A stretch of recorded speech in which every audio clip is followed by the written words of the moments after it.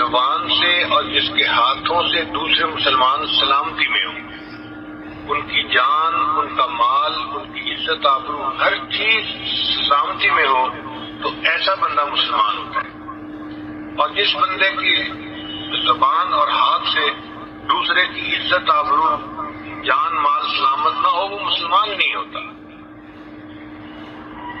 اب ذرا غور کیجئے کہ ہم کس حد تک مسلمان ہیں اور اس تعریف کے اوپر ہم پورے اترتے ہیں۔ خاص بات یہ ہے کہ اس حدیث مبارکہ میں نبی اسلام نے زبان کا تذکرہ پہلے کیا اور ہاتھوں کا بعد میں کیا۔ اس میں بھی حکمت ہے۔ حکیم کا جو فعل ہوتا ہے وہ حکمت سے خالی نہیں ہوتا، دانائی سے خالی نہیں ہوتا۔ تو نبی اسلام نے زبان کا تذکرہ پہلے کیوں کیا؟ وجہ یہ تھی کہ ہاتھ سے تکلیف پہنچانے کے لیے زیادہ قوی ہونا ضروری ہے۔ اگر کمزور ہوگا تو وہ دوسرے کو کیا تکلیف پہنچائے گا؟ ایک تھپڑ مارے گا اور اس کے بدلے چند تھپڑ خود کھا لے گا۔ لیکن زبان سے تکلیف پہنچانے کے لیے قوی ہونا ضروری نہیں ہے۔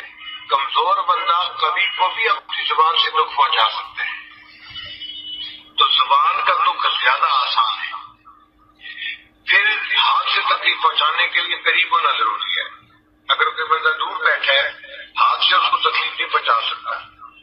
زبان سے تکلیف پہنچانے کے لیے قریب ہونا ضروری نہیں۔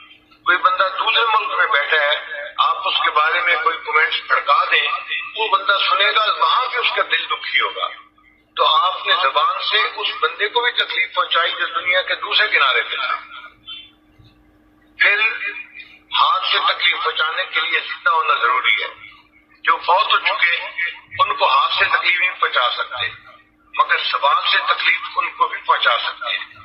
جو لوگ دنیا سے چلے گئے، اگر ان کے بارے میں کوئی نامناسب بات کرے گا تو ان کی روحوں کو تکلیف پہنچے گی۔ اس کا مطلب یہ کہ زبان سے تکلیف پہنچانا زیادہ اہم ہے۔ نبی اسلام نے اس کا تذکرہ پہلے فرما دیا۔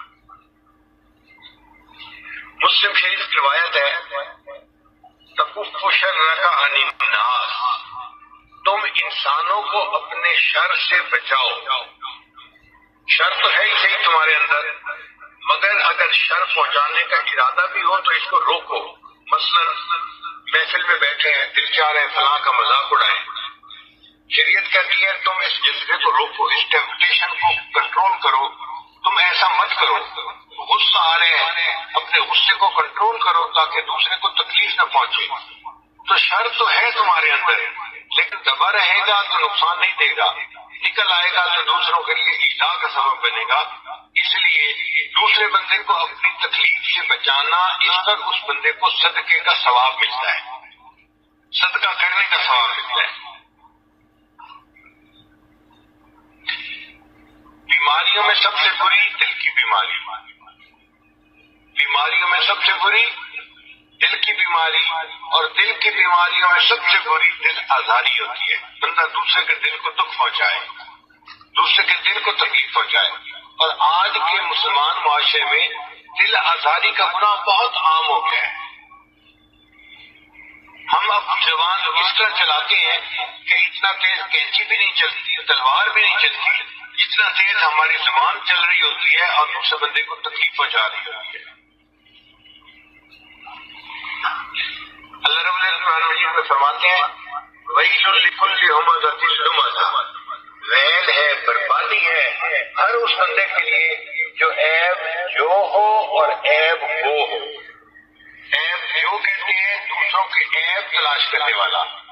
بعض لوگوں کی نگاہیں ایسی خوردبین فٹ ہوئی ہوتی ہے کہ دوسرے کی چھوٹی چھوٹی غلطیوں کو نوٹ کر لیتے ہیں، بہت ایگل آئی ہوتی ہے ان کی، دوسرے پہ نظر پڑی اس کے عیب کا پتہ چل گیا۔ یہ بندہ ہوتا ہے عیب جو، عیب تلاش کرنے والا۔ اور بعض بندوں کی عادت ہوتی ہے ان کو کسی کی کمزوری کا پتہ چل جائے، پروپیگنڈا کرنے کے ماسٹر ہوتے ہیں، یہ لوگ ہوتے ہیں عیب گو۔ تو الگ الگ عادتیں ہیں، عیب جو الگ عادت ہے، الگ گناہ ہے، اور عیب گو ہونا الگ گناہ ہے۔ اور بعض اوقات بندے میں دونوں گناہ ہوتے ہیں، وہ عیب جو بھی ہوتا ہے، عیب گو بھی ہوتا ہے۔ اللہ فرماتے ہیں اس قسم کا جو گناہ گار بندہ ہوگا اس کو پھر ہم جہنم میں سزا بھی انوکھی دیں گے۔ کیا سزا ہوگی کہ آگ کا بنا ہوا ایک ستون ہوگا، ایک پلر ہوگا، اس بندے کو جو ہے یہ عیب گو ہے، فرشتے وہاں جا کر اس کے ساتھ باندھ دیں گے تاکہ ہل نہ سکے۔ پھر وہاں پر آگ کے انگارے ہوں گے، نار اللہ الموقدہ التی تطلع علی الافئدہ، وہ آگ کے انگارے اٹھیں گے اور اس بندے کے دل کے اوپر آ کر لگیں گے، جیسے لیزر گائیڈڈ راکٹ ہوتا ہے نا کہ اڑتا ہے اور اپنے ٹارگٹ پہ جا کے لگتا ہے، ان انگاروں کے اندر بھی اللہ نے میموری فٹ کی ہوگی، یہ اٹھیں گے اور اس بندے کے دل کو اپنا ٹارگٹ بنائیں گے۔ بھئی جسم جلے تکلیف ہوتی ہے، لیکن یہ تو دل کو جلائیں گے، کیوں؟ میرے بندے تم دنیا میں دوسروں کے دل دکھایا کرتے تھے، آج اس کے جواب میں ہم تمہیں بھی ایسی سزا دیں گے کہ تمہارا دل جلے گا اور دکھے گا۔ آپ سوچئے یہ کتنی بڑی سزا ہے جو بندے کو جہنم کے اندر دی جائے گی۔